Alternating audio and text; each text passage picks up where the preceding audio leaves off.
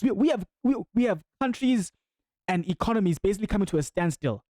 Everything out of control simply because Visa banned adult porn games. It's just so ridiculous. The domino effect is incredible. You don't see this. You don't see this, activists, because you're like, nah, this is the problem right now. You're too concerned. Your vision is myopic. Allow me to use a fancy word. Your vision is too narrow. It's myopic. You can't see beyond yourself. You're only seeing the tree, not the forest. That's all you see. Like, this tree is in my way, so I gotta cut it. You don't realize that by cutting this tree, like, you're affecting the supply of the oxygen in the air. It affects the birds, the ecosystems. You don't see any of that. No. How could you? But then the activists would come up and say something like, neutrality is cowardice. If you refuse to act, you're siding with the abusers. Injustice thrives when powerful players pretend to be neutral. And that is a good point. Very good point. Hard to argue with that, except that it kind of is, which I'm about to demonstrate. In that case, all that Visa has to say is, neutrality in commerce is not cowardice.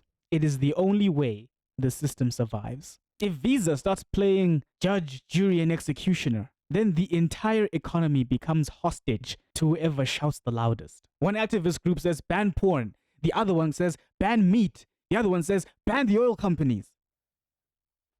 Neutrality is the guardrail that keeps that road working and moving smoothly as it's supposed to. If you tear it down, then everyone crashes. We all die. The activist is panicking at this point. Fine. Maybe you can't fix every injustice, but you can at least fix this one. Ban porn. Protect the women. Do something. For God's sakes. And of course, as Visa, you stay calm, collected, and you respond. Then tomorrow, another group will arrive and demand the same thing. Where do you draw the line? Visa's clientele is not in the culture war.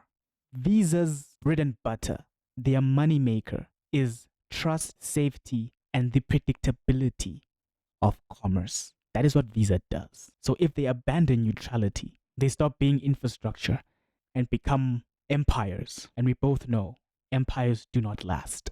So that is what Visa should have done in hindsight. But Visa walked themselves into this. I don't even know how you come out of this sticky mess. It's a trap. You took the noose yourself and you hung yourself with it. You picked a side, Visa. And to think that all of this nonsense could have just been avoided. The strongest position for Visa this entire time was simply neutrality. That's it. We follow the law. If governments want to ban adult porn games, then we will enforce it. It is by far the only way to preserve credibility, realistically speaking. Because once you turn into a moral filter, hey, the activists gonna have a field day with you. And worst of all, the public will never trust you again. And trust, believe it or not, that is what Visa sells. Trust, predictability, reliability. And without that, they don't just risk their reputation. Hell no. They risk the entire infrastructure of global economy.